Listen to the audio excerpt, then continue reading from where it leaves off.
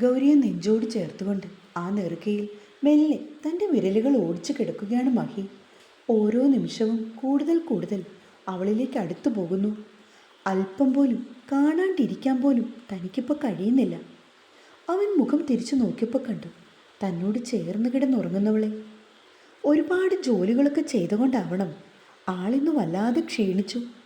അതുകൊണ്ടാണ് പെട്ടെന്ന് ഉറങ്ങിപ്പോയത്. അവൻ അവളുടെ അതിരത്തിലേക്ക് സൂക്ഷിച്ചു നോക്കി. എന്നിട്ട് മെല്ലെ തൻ്റെ ചൂണ്ടുവിരൽ കൊണ്ട് അവളുടെ കീഴ്ചുണ്ടിൽ ഒന്ന് തഴുകി.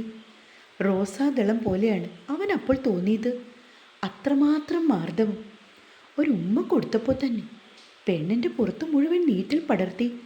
ഇനി ബാക്കി കൂടി കഴിയുമ്പോൾ എങ്ങനെയാകുമോ ആവോ.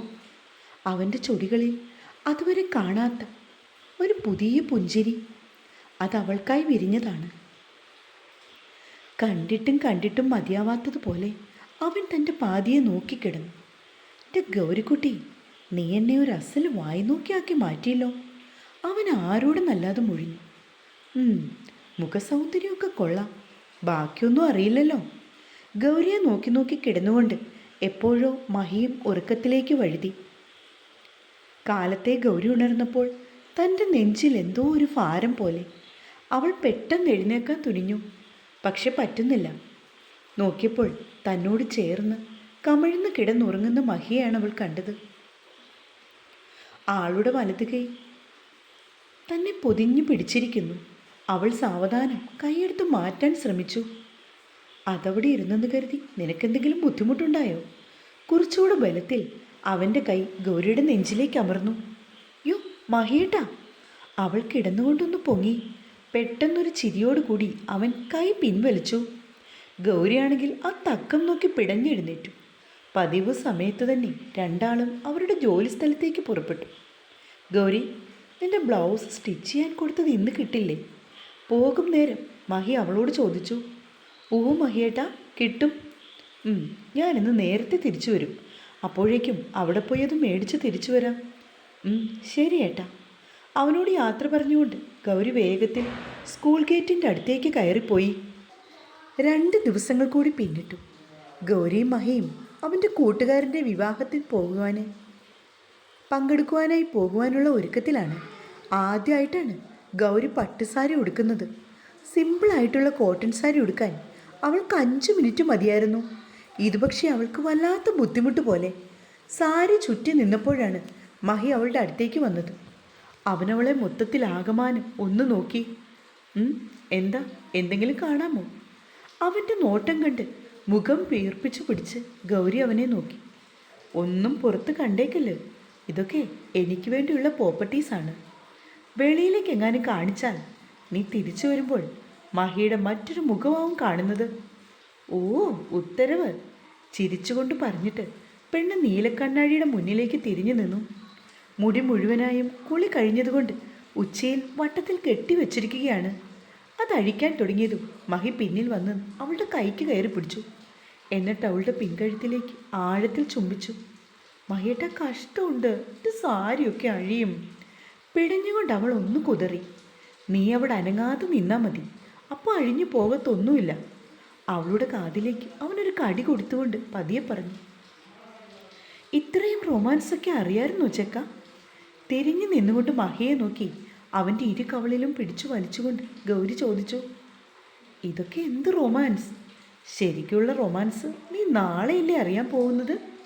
ഒരു ഈണത്തിൽ അവൻ പറഞ്ഞതും പെണ്ണിൻ്റെ മുഖമൊന്ന് ചുവന്നു തൊടുത്തു. ഓ, ഇങ്ങനെ തുടുക്കല്ലേ പെണ്ണേ, എൻ്റെ കൺട്രോൾ മുഴുവൻ പോയിക്കൊണ്ടിരിക്കുക. അവൻ നെറ്റിയിൽ തൻ്റെ വലതു കൈപ്പത്തി ചേർത്തുകൊണ്ട് പറഞ്ഞു. ഗൗരി മഹിയെ ഒന്ന് നോക്കി. എന്നിട്ട് തൻ്റെ കയ്യിലിരുന്ന് ചേർപ്പുകൊണ്ട് അവൻ്റെ മുടി ഒന്ന് ചെയ്തു. എന്തേ?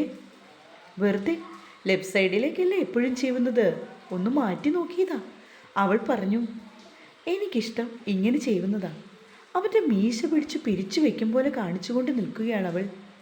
ഡി, ഇങ്ങനെ കൊഞ്ചിക്കൊഴിഞ്ഞ് നിന്നാലേ കല്യാണം കഴിഞ്ഞ് പെണ്ണും ചെക്കനും പോകും. ഇതൊക്കെ ചെയ്യാനുള്ള സമയം നിനക്ക് നാളെ ഞാൻ തരാം, പോരെ?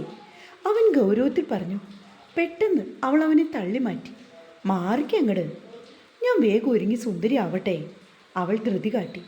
മഹി മേടിച്ചു കൊടുത്ത സാരിയൊക്കെ ഉടുത്ത് ലൈറ്റായിട്ട് മേക്കപ്പ് ചെയ്ത് ചെറിയ രീതിയിൽ ആഭരണമൊക്കെ അണിഞ്ഞ് നിറയെ മുല്ലപ്പൂ മുടിയിൽ ചൂടി ഗൗരി ഇറങ്ങി വന്നപ്പോൾ മഹി അവളെ സാകൂതം നോക്കി.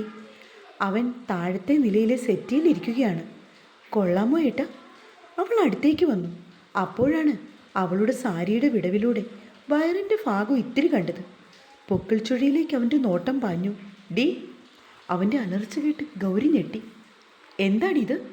മഹി അവളുടെ പിന്നിലേക്ക് വന്നു. എന്നിട്ട് തൻ്റെ ഇടംകൈ അവളുടെ സാരിയുടെ ഇടയിലൂടെ തിരികെ. പൊക്കിൾ ചുഴിയിൽ ചെന്ന് നിന്നതും ഗൗരി ശ്വാസം പിടിച്ചു നിന്നു. ഞാൻ പോലും ഇതുവരെയായിട്ട് കാണാത്ത കാര്യങ്ങളാണ്. പിന്നെ കുത്തി വെക്കടി മര്യാദയ്ക്ക്. അവൻ ദേഷ്യപ്പെട്ടു.